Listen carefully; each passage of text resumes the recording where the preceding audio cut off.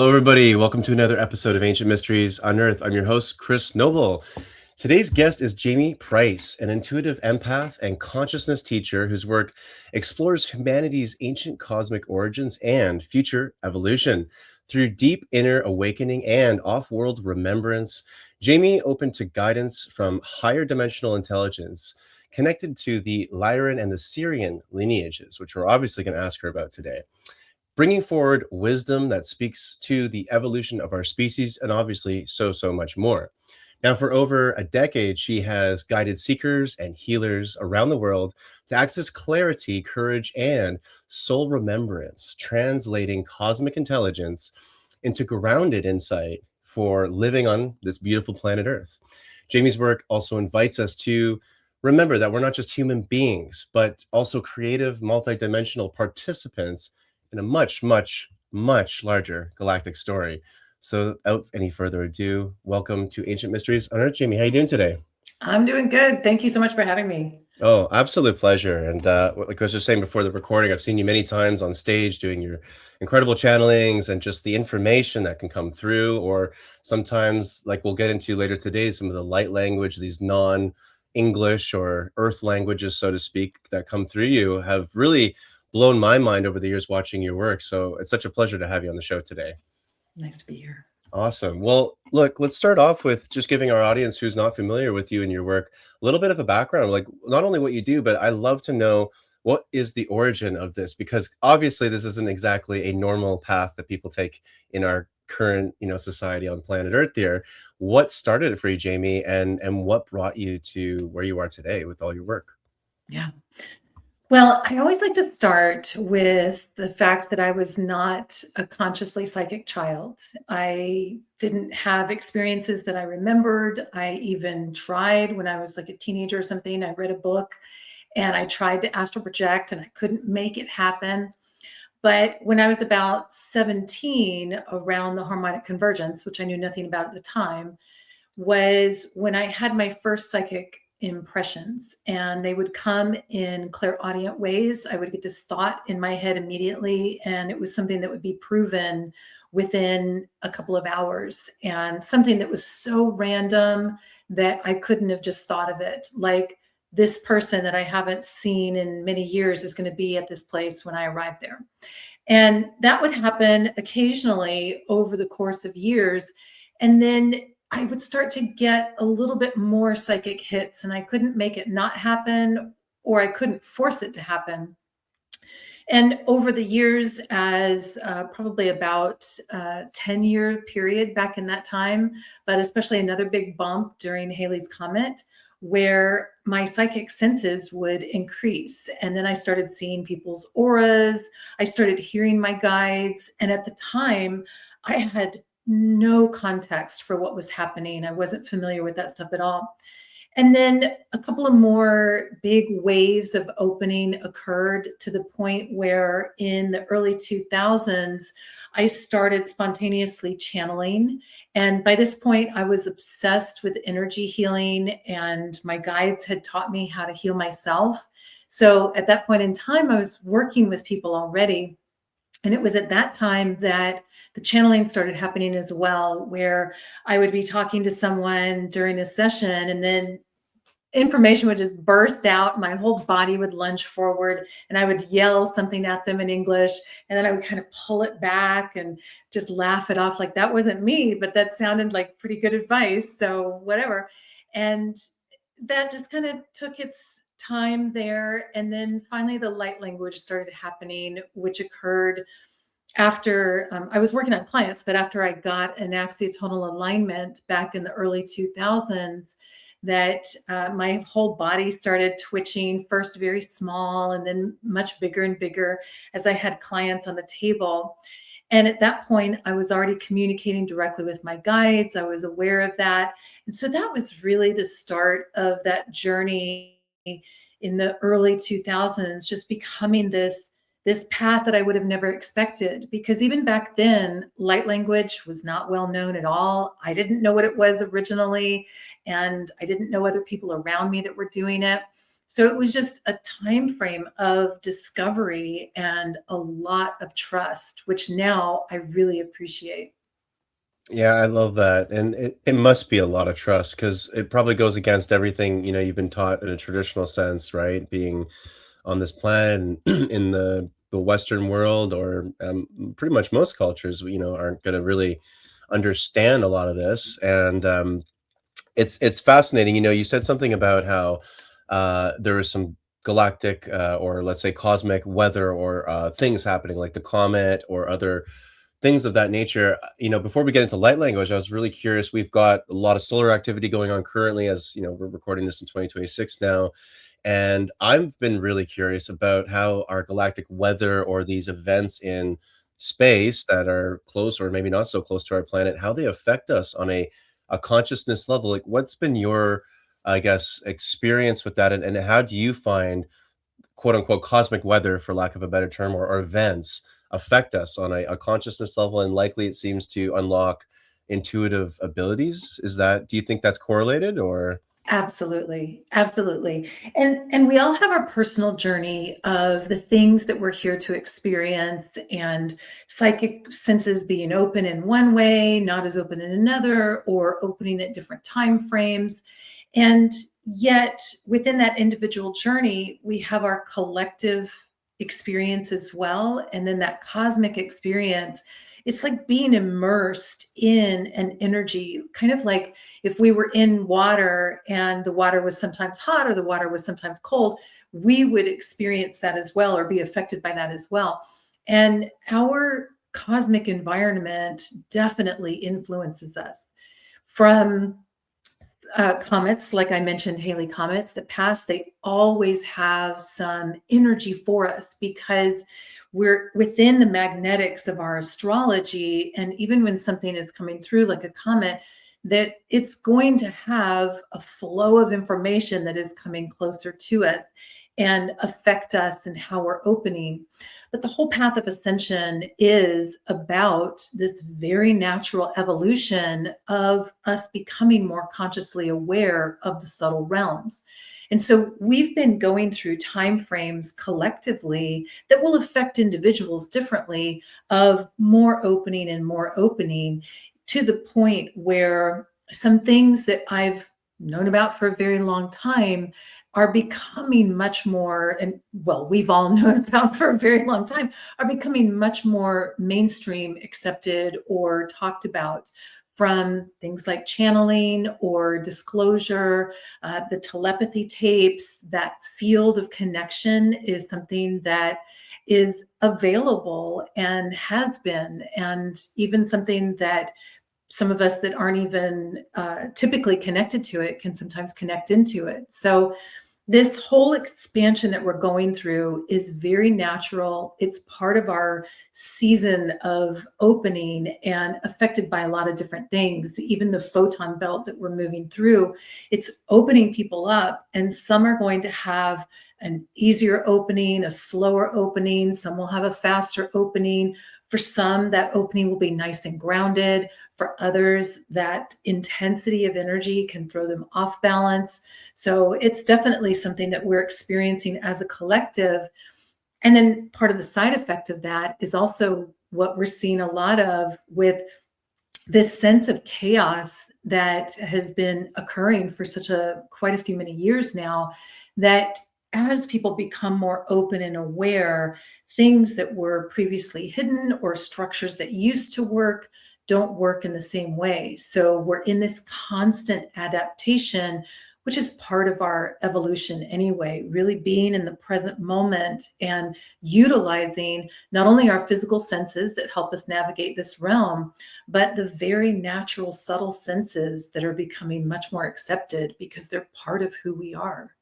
100%, Jamie. And this goes back into my passion with our ancient history and how obviously time's not really linear. And I've been told by so many of my guests now that it's all fluid anyway. But I like to look into our past because there's so many fascinating examples of times where we did know this and we had awareness of this. And actually we had awareness on such a public level that everyone would be in alignment with that. And I feel like a lot of ways we're coming back to that, maybe with a new frequency, of course, and a new iteration.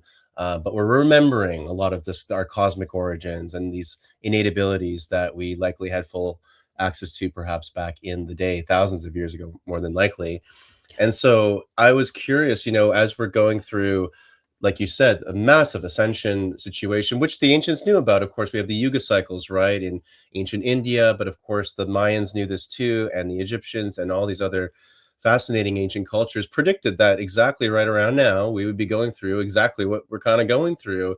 So, for those out there who haven't studied the ancients as much and weren't maybe as prepared as perhaps you and I for these ascension times, what could you tell our audience for maybe on a more practical level, like as we're going through and seeing all this chaos in the outside world around us, what are some things that you maybe help with your clients to help perhaps ground or just be able to move through this pretty intense transition a little perhaps more gracefully? Yeah. Yeah, it's definitely intense. And, we are sensitive beings naturally. We are a connected collective, as Ariane, the Lyron Council of Time that I channel, calls us, just so we keep anchoring in that understanding. Yeah, we're experiencing separation here. We experience linear time here, but we know that that's not the whole story. That's just an effect of our density. And so really reaching into that nonlinearity is how we transcend all of this chaos. And something that's very important right now is for us to stay grounded and really understand what our own unique flow is within this connected collective, because there are things that are within our control, there are things that are outside of our control. And what's very important is that we are nurturing our own inner realm. And so for many of us, especially the sensitive ones, that means really observing our boundaries and making sure that we're not getting too much of other people's information and energy and agendas inside of our beingness that then creates either conscious or unconscious fear. And that's something that our empowered sovereignty is so important. So as we're moving through this time, it's very important to have that quiet time where you're connected fully to yourself. Getting out in nature is very important, very helpful for navigating this, so that you're letting go of all the distractions and the noise and just spending some time in that very nurturing nature to let your body kind of relax and soften, because nature just opens up our energy field and is naturally helping us to balance and sustain some of that energy. And then, of course, all of the normal things like making sure that we're getting good rest and water and nutrition and play, and knowing when it's time to take some of those steps into some things that may not be so comfortable, whether that's things that you're looking at within yourself or things that you're looking at in your relationships or people around you, and making sure that as you do that, you're working that neutrality within those experiences so that you're not letting your energy field get overwhelmed or overly contracted. And so that we're actually strengthening our energy field as it's expanding and not getting overwhelmed with openness and not getting overwhelmed with contraction. So definitely lots of nature, quiet time, and dip your toe in with anything that you're working on with yourself or anything that you're seeing going on around you, so that you're following your passions. You're not in a state of avoidance, and you're not just open to everything, because not everything is within your control. Oh, 100%. And obviously, as you know, Jamie, we're inundated with so much information anyway that obviously we got to do probably the work to make sure, okay, well, what information am I Right. absorbing here? And you're absolutely right. Nature, it's funny, my parents were just visiting me for the weekend and we went out to do some really nice hiking. And I'm in Vancouver here. We actually had some good weather, so we were able to do some great little hikes. And my dad, who's not into any of this stuff that we're about here, um, even he could notice and made the comment of, wow, I feel so much better just going into a forest for a couple of hours. And I leave and I forgot what I was even worried about, and my anxieties have completely dissipated. And my dad's a worrier, it's this kind of default setting, and yet when he's in nature, no problem. So I know if it's working for him, it's going to work for our audience, no problem. So it's a very good suggestion. And I think too, Jamie, correct me if I'm wrong, but there is a frequency and a rhythm that Mother Nature gives off that I feel like it equalizes, physically, but also our energy bodies and all these multidimensional parts of ourselves, right? Absolutely. And not even just the overall Schumann resonance, of course, that affects us, and yet it's all of the details that are within there as well, from the sounds of the birds or water that you may not even be able to see or hear, but it's moving. Maybe it's under the ground, the air that's moving. Just when you're out there in nature, your energy field naturally starts to expand. And because we're connected, the trees, the birds, the animals, the earthworms, the grass, it's all the sunlight, it's all having an effect on us. And it's part of what our body needs. 100%. Even the mycelium and the fungi, it's incredible how it's all connected, and we were reminded of that. Myself, my background is a musician, and I do a lot of therapeutic music, and the binaural beats that I like to create are helpful and great. But I always tell people the best binaural beats you can typically get are in nature. The way wind will ripple through leaves creates a kind of binaural beat that entrains your brain into a nice alpha or the theta, brainwave state that relaxes us and takes us out of fight or flight. So it's a great, great quick fix, of course, 100% with nature. Now, I had a question for you about light language, moving more into that direction. So for our audience who might not be as aware of what light language is, could you just give us a brief little, introduction as to what it is and what's your definition? Because I know there's a lot of people that channel light language, but I'm really curious to hear, like, what's your perspective on it? Yeah. Yeah. So first of all, light language is something that's very natural to us. It can be unusual, but it's very natural to us. It's something that anyone can do. Not everybody will or has to, but it is very natural to us. So the definition of it, it's just a unique form of channeling or allowing nonlinear language to flow through.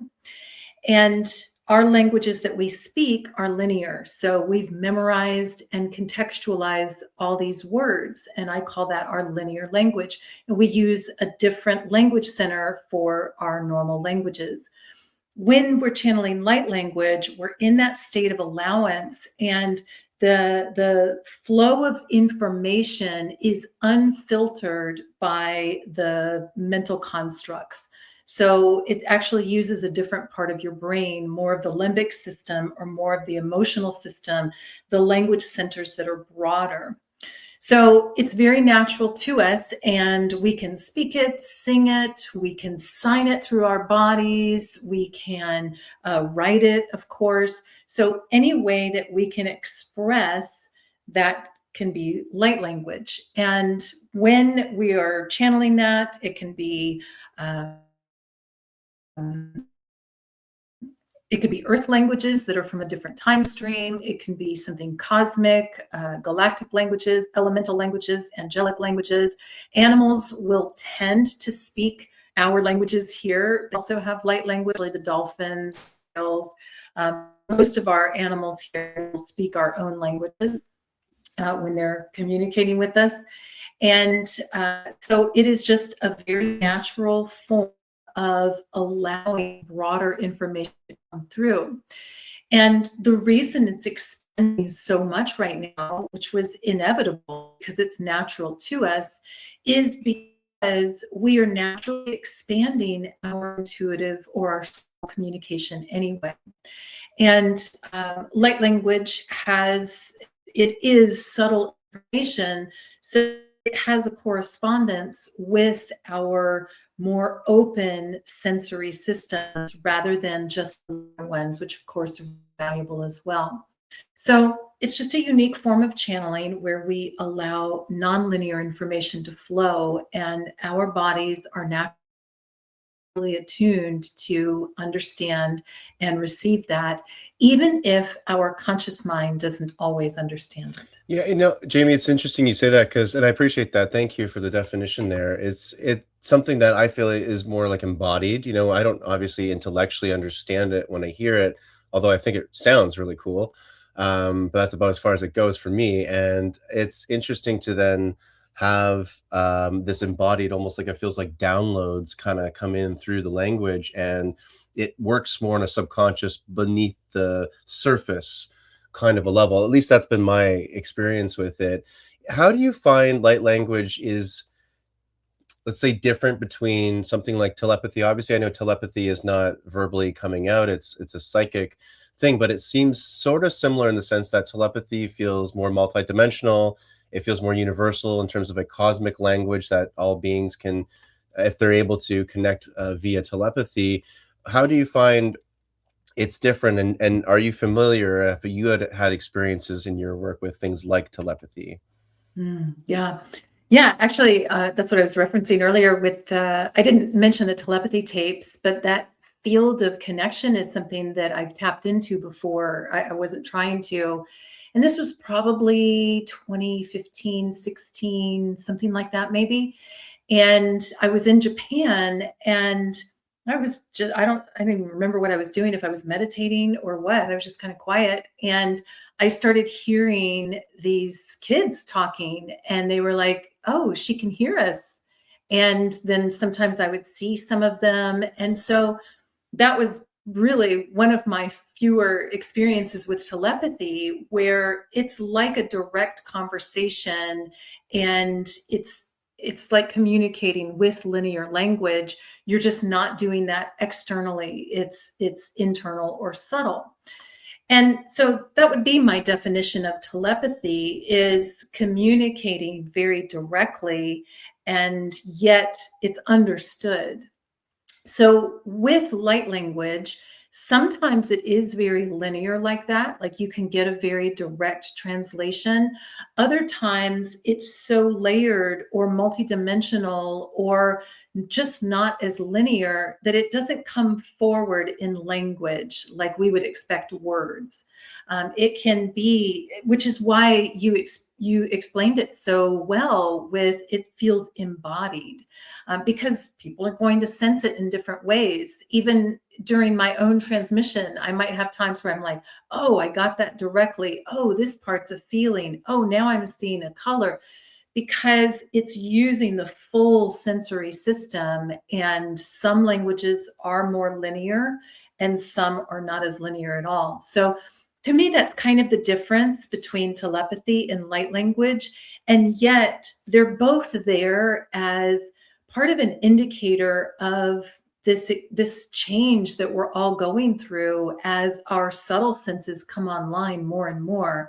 And light language is a beautiful bridge for that, of something that certainly it can be silent. It doesn't always have to be externalized and visible or audible.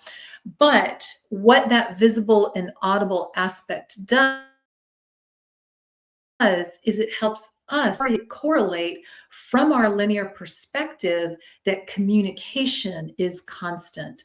And that just brings the experience of even like running energy, when you've got you're just holding your hands there and your eyes are closed and things are happening, that we start to correlate the understanding of how we are always communicating. And we have references for this. I always give the example in class of, we're so accustomed to nonlinear language, like let go of the, oh, what, it's for special people, or I can't do that. It's natural to us. And so, if I'm doing this, I'm communicating something. And what is it? Am I annoyed? I have to do it really weird to make it in the camera, but like, am I closed off? Am I shut down from you? Or maybe I'm just cold. You have to contextualize, and you have to use some of those personal senses. And so it's really exciting of how telepathy is expanding, light language is expanding, our clairvoyance, clairaudience, all of that. it's expanding because we are expanding. We are in a time frame of like the spring of humanity, or our senses just opening up. And light language is just one exciting part of it, because we recognize that communication is so many things. It's healing, it's expanding, it can help us realize things and get more clarity, it can teach us things. So it's just fascinating how it's opening up for so many people now, even though book opening to light language back in 2015, it was just at the beginning stages of about to become much more popular.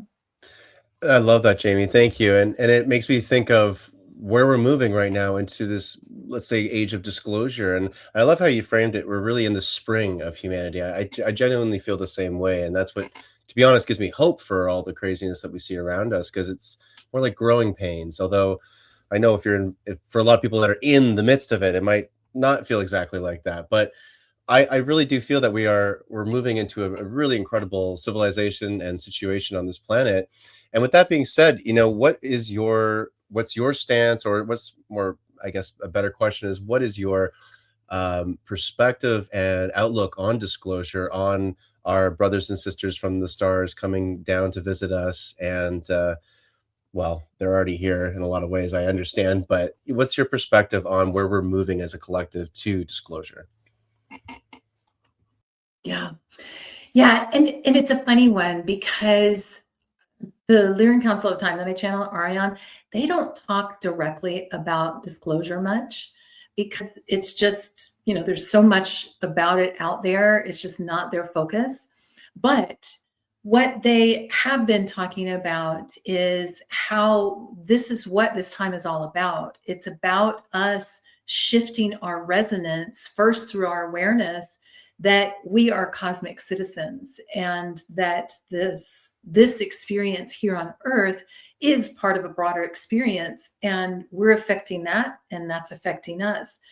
So when my perspective on disclosure is that, first, those of us that have been in this experience, we know that there's something else out there. We've known, if we've looked at any kind of history, which I think is starting to surface in ways, that a lot of our history has been hidden from us. I mean, you mentioned Egypt, the pyramids, that technology there, just the way that they were built is something that shows us we were extraordinarily advanced, and that didn't just happen yesterday. So that disclosure has been happening for us for a very long time. And yet aliens landing in front of us, and the whole thing happening for our governments and all of that, they don't talk about that much because it's such an unknown. We are still in a creation mode with that. The one thing that they do say is that we individually will continue to have more and more experiences that open us up individually, and therefore start to create this critical mass of, we have the resonance now, we're ready. But there's still a lot of resistance in some of those old structures, but they're also moving very fast. And so I don't think it's going to be much longer before they can really hold back all of that stuff. And frankly, in other countries, it's a lot less uh, quiet than it is here in the US. I mean, I think our government keeps it a little bit more secret, as if, it hasn't ever happened, but Yeah, it'll come out. I think it totally will. I was just down in Colombia for a couple months last year, and you could sense like the UFO, everything, the stigmas with that does not really exist down there. Peru, I know as well, is very, very, very open in a public and governmental sense to the stuff. So, of course, it's definitely going to be. And like what you said too is very important, I think, for our audience to consider as well, which is that we are the disclosure. We don't have to look outside of ourselves to government and to all these other entities or institutions. We can create that contact and that connection as well. And I think that's likely what they would prefer anyway, because there's a lot of agendas behind these other institutions, and I think on a more individual level, that's at least how I could see a more peaceful disclosure or contact happening. Jamie, I would love to learn more about this council that you are obviously connected to. And for our audience, we're going to get Jamie to do a little channeling towards the end of the episode here. But before we do that, I'd love to learn more about who are these beautiful beings that you're channeling, and what is the connection like with them? Like how is it to this day that you've kind of evolved this beautiful cosmic connection with these beings? Yeah. Yeah. It was, when my channeling first started opening up, I just didn't know what to expect with that and kept it. Like I said, my body would lunge. I would yell at a client and just they would force the information out very quickly, and then I would pull it back. And so it took a little bit of time for me to get comfortable with that sense of allowing and that release. And yet, as I did, it just felt so loving and it felt like such a comfortable relationship. And that was before Ariane was channeling directly. And I would also do a lot of written channeling. I would do, when I was working with clients, I would get a lot of relay information. And so I was very comfortable with that experience with my guides. And then in 2012, just before, I think it was November of 2012, Ariane asked if I would channel them directly. And I did this lovely channeling. I was all by myself, and it just felt so loving that I was absolutely fine with that. And I'd already been channeling publicly, just a lot of different energies and not always named energies. So that process took a little bit of time. And actually, when they first came to me, they said, "We're the Lyron Council of Time." And that's when I did that channeling by myself. And they were asking me to channel them directly because we were just about to have that 2012. And they said, humanity's now entering a time frame where our information will be helpful. So that connection just felt so loving. And then as about a year and a half went by, and I had been channeling them for a while, I recognized that I had been working with them for years because their energy and their information felt so familiar to me. They're not my only guides, but they're the main energy, or almost the only energy, that I channel verbally at this point when I'm channeling in English. Light language, completely different. It's typically not even Ariane when I'm doing light language. So that Lyron connection was just a really lovely opening that I had known about before they came directly, but that bringing forth the Lyrons was really special at the time as well, because we just didn't have a lot of information or consistent connection with Lyron energies out there. And so that was nice to kind of be one of some people that were connecting with that Lyron energy and really helping us to kind of tie back into how this human track began. And that's what the Lyrons are for us. They hold that feline energy, is how they're often known, but it's part of the beginning of this humanoid track that we're culminating here. And so that energy of their lessons is part of a lot of our galactic history, including the Sirians, the Pleiadians, Orions, all of that. Fascinating. Jamie, it makes me think of some of the Egyptian gods that we'll see, like Sekhmet. She's one of my favorites, and she's tiger humanoid essentially. Think it makes me think of these Lyran beings. Have they told you, or have you gained any information of like what their, let's say, history has been with us a bit more specifically? Like how have they interacted with us in the past? Yeah. Yeah. So from my information, and I don't know if other people have a different direct definition with this, but I consider the Lyrans the terraformers of our area. And so they seeded many other races, and they didn't just seed the humanoid race that we are right now, because we're quite a mix, but they came through and built a lot of the pyramids, a lot of the structures that are here and on other planets around us. So to me, that's what the Lyran energy is. And then some of their progenitors, or the races that they seeded, are part of seeding us as well. And so to me, the Lyrans are our builder race and are responsible for pyramids on Mars, pyramids here, a lot of different things that are in this area. They're not the only ones. They hold a lot of our history and created a lot of our history. Now, there have been different times where they've been interacting with us here, but in this track that we're on now, they are not the only energies that have been interacting with us. We have a very heavy influence of Syrian and Pleiadian DNA as well, and of course, those are offshoots of the Lyran energy as well.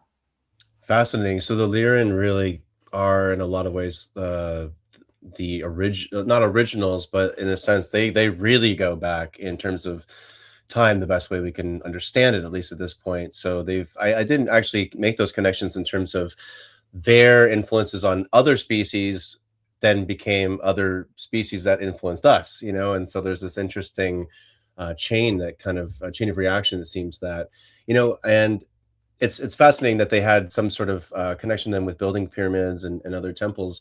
Like the Sphinx, I imagine may have been, that just seems like something that they probably would have built, or maybe.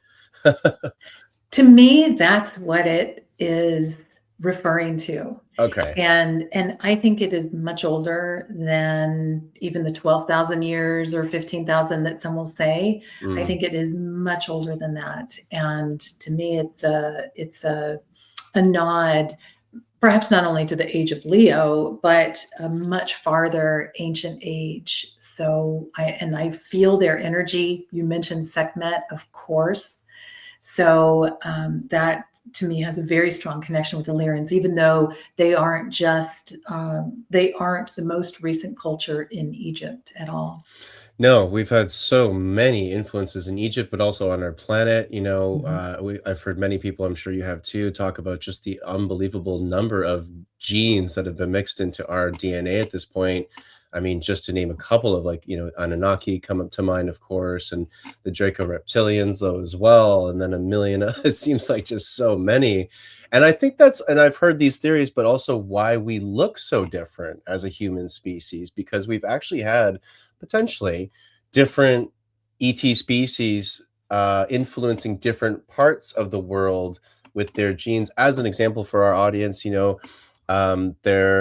the Mayans, for example, there's a star called Maya, and some of them, when it comes to like who the Mayans were deeply influenced by, one of the many, because they were influenced by quite a few, it seems, but one of them was certainly from the star constellation, or the star of Maya, which is where they get their name.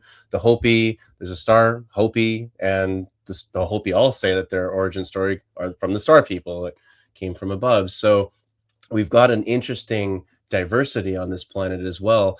I was curious to get your perspective before we bring in this wonderful council and get you to channel a bit.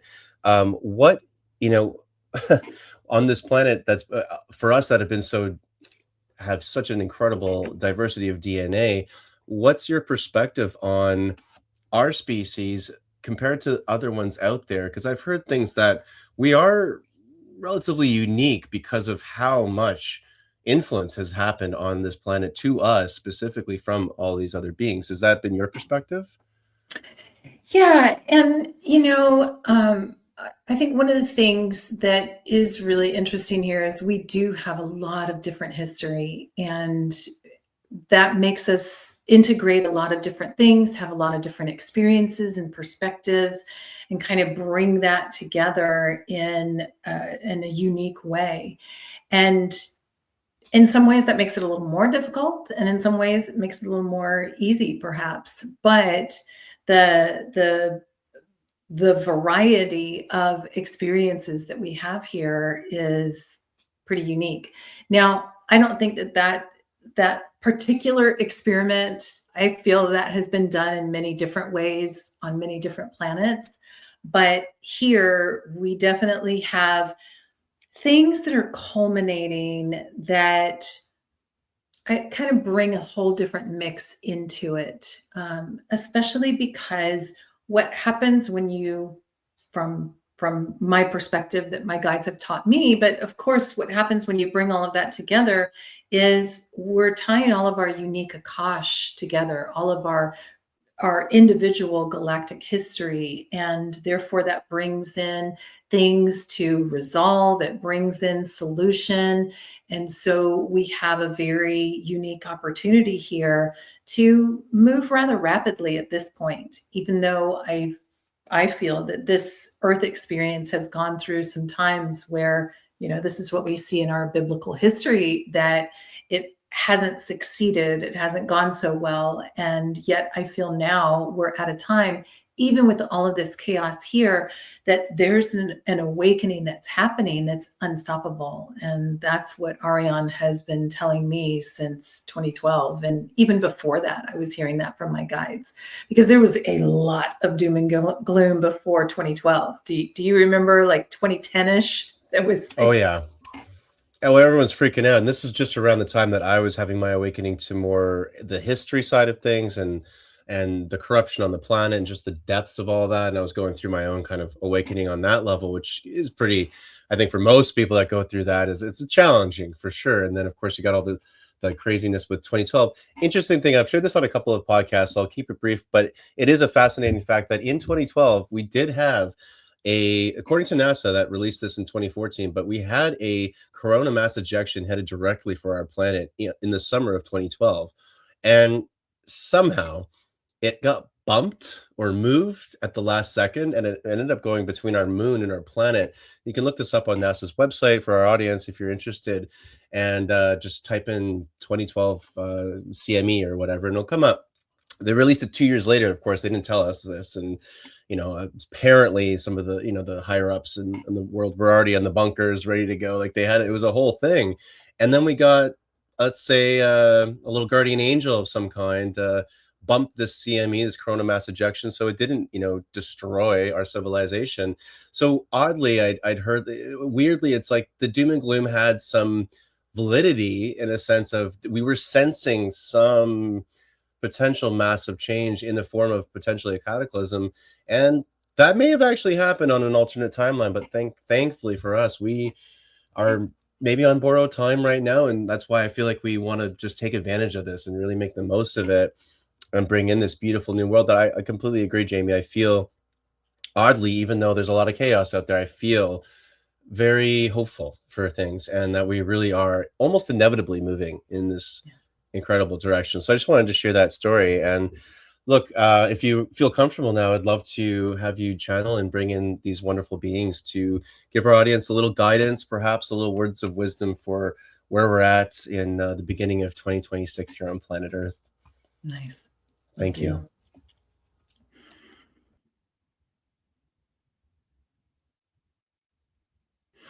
Blessed beings, as always, it is a precious moment when we meet in your awareness, for it is your awareness that shapes your earth experience. It is your awareness that changes everything. It can seem frustrating at times because your awareness is not always an immediate shift, and yet it changes everything. But it is not just a matter of what you are aware of externally. It is your awareness of who you are within. It is for this reason that we focus so much on your inner experience of emotion, your inner experience of focus, so that what you are nurturing within yourself creates more of a resonance with the love that you are. As mentioned in this discussion, the way that we say it is life is fail-safe to love because it is love. Love is the binding force. It is at the core of who you are. And this is not your human love. It is the love that connects and propagates life because it is life. What you are going through now, as it seems that the world is changing, perhaps to some falling apart, perhaps to others the soil is aerating. You are surfacing things that were hidden beneath. And it is this change that creates the opportunity for you to empower the self and relax into the core of the love that you are. As you experience the change around you, let yourself feel authentically. Let that emotion move through you, and as appropriate, utilize your awareness to soothe the self and feed your future. Not just with what you see, but with what you foresee or what you want to see. Soothe the self in your inner environment, because this creates the resonance of connection and allows the constant support that is always flowing to you to become more conscious for you. This is a natural process that you are going through. It is a natural experience that change is not always easy for many. And as your old structures release, the new structures are there as well. This time, in this evolution that you are experiencing, is calling for you to become the creative being that you are. That all that you see around you should be your fuel of creation, rather than draining focus and awareness from you. Let it fuel and inspire you to create. This natural process is within your earth, it is within your body, it is within your subtle being. This is natural to you. And at the core of all that you are experiencing is the love that life is. Receive it, breathe it in, breathe it out, feel it, think it, create it, and be it. It is natural to you. As we say in our language, Isha, Ema, Eta. We receive you. We love you. And because of this connection, we bring your love forward into life.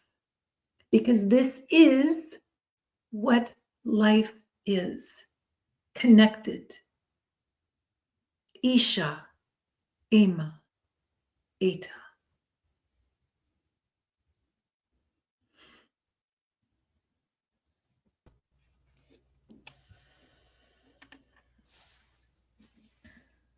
Beautiful. Thank you. Thank you, Jamie. And Fun. thank you to your amazing team, your cosmic team. Wow. Life is love, and love is life. And I love that. Yeah, I and mean, wow. it's the simple stuff. And sometimes that can seem so nebulous, but when we turn it back into ourselves, that's then what flows from us constantly. It's always going to be coming back to these simple things, but we get obviously caught up in all the hoopla and all that. But I Mhm, love that mhm. message. Thank you so much. I'm just still absorbing it. So sometimes it's challenging being a podcast host when your guests are so awesome and they transmit these beautiful messages that I'm like, oh, my heart's just opening up a little bit more right now. That's wonderful. And I love like it's this Lyron, this strong energy, but with such a compassionate love. Like I'll share a very quick story, and this is actually one of our little ads we do at the end of the show is for our Egypt tour that we're going to be doing in September of this year. Because when I was there in 2019, I had one of the most profound experiences of my life, and I really wanted to share that with other people. And one of the many experiences was when we went to Karnak, and I luckily through total synchronicity, found myself in this faraway corner of this massive complex, and that's where Sekhmet's statue of, good lord, like 6,000 year old statue is there. And this is before it kind of blew up on the internet with all the supernatural things happening around her. And I remember myself and four other men that were on the trip, all of us had an individual experience with her and all left in tears because when I looked into her eyes, this statue that's very much alive and conscious, I might add, she transmitted exactly the energies that I just felt from you and what you're transmitting, which was both like equal parts strength and like almost a ferocious strength that's a little scary and intimidating, but also thank God you're on our side kind of thing. I'm like, oh great, like I like you on my team. I don't know if I'd want to face off against you though. And then the other side being just unbelievable compassionate love that I felt so held, understood, and also fiercely loved. And I just wanted to share that because that's everything I felt from what you just transmitted. So thank you. You just transported me back to Egypt there. Nice. Oh, I love that. Yeah, that fierce love is such a powerful thing. Because I noticed especially, when I was opening up, I would go through these times of a lot of sensitivity and then it would kind of balance out. And I realized how important it was to not let myself get overly sensitive and just stay overly sensitive.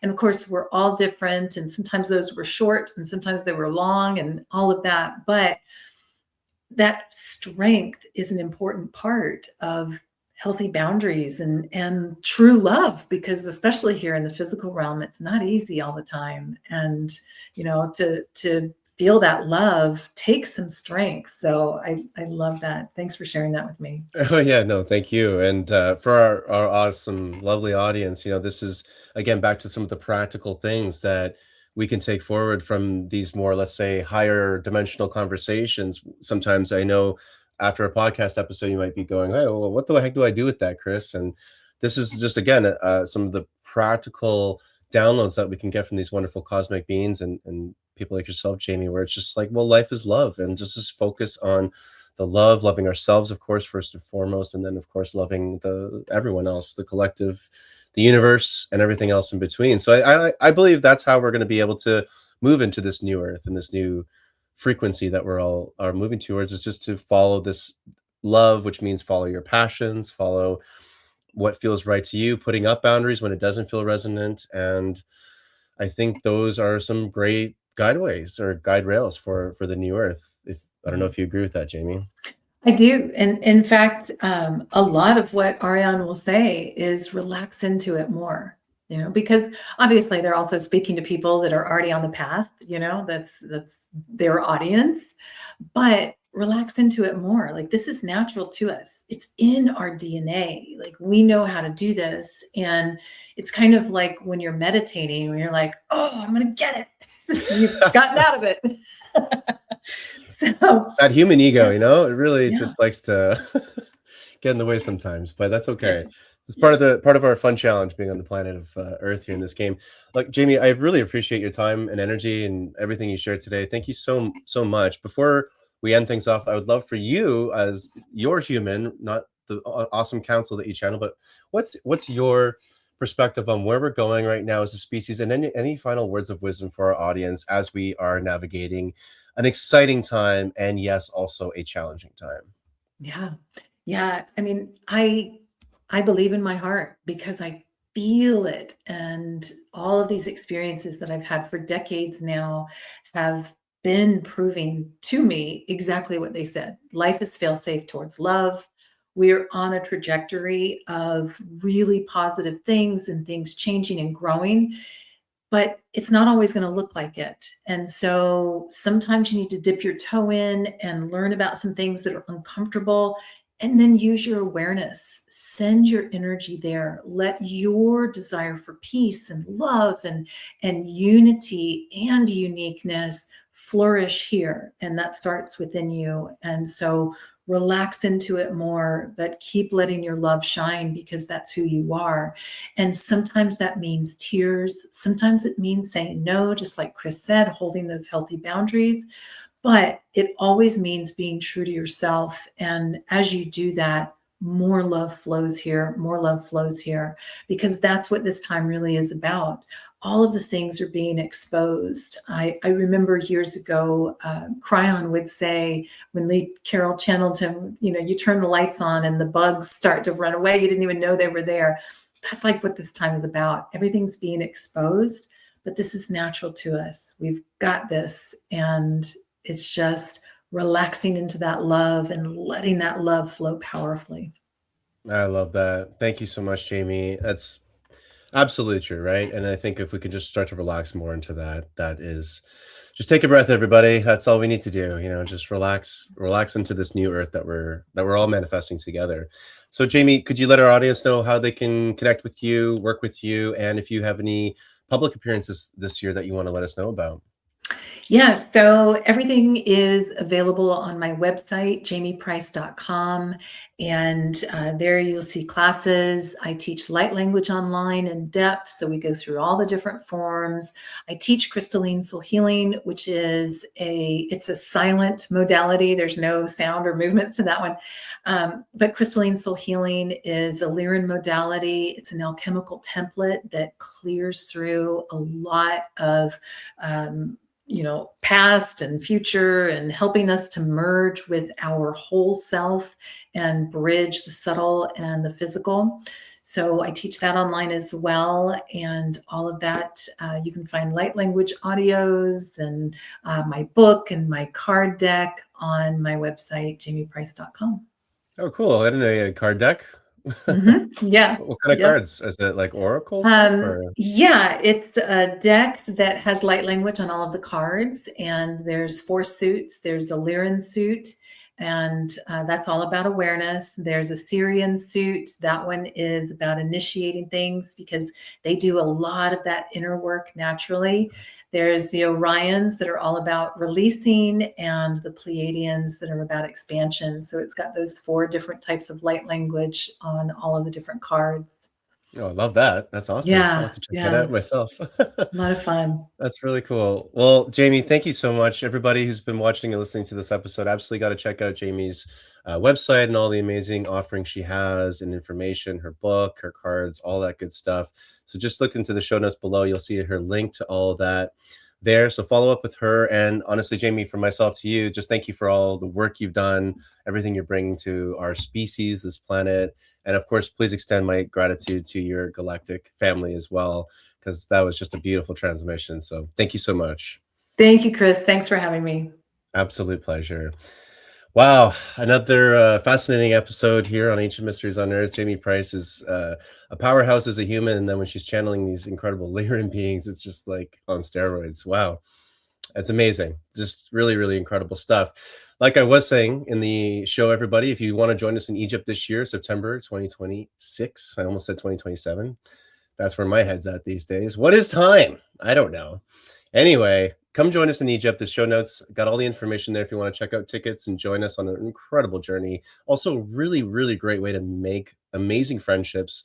You really do connect with your soul tribe on these kind of trips. So make sure you join us for that if it resonates, as well as our sponsor. Thank you to our sponsor, the Therapeutic Music Library, really designed to create royalty-free therapeutic music for practitioners, therapists, coaches, just people that want to use therapeutic music in their practice, but don't want to have to deal with licensing and all that stuff. This thing takes care of all that for you, so you can use it professionally with your clients or your patients to help bring, solid healing music and soundscapes out into this world that is also just starting to grow and expand now with awareness on the power of sound and music as a healing modality. So, without further ado, we're going to end off this episode here. Thank you so much, everyone, for tuning in to this episode of Ancient Mysteries Unearthed, and we will catch you on the next episode. Until next.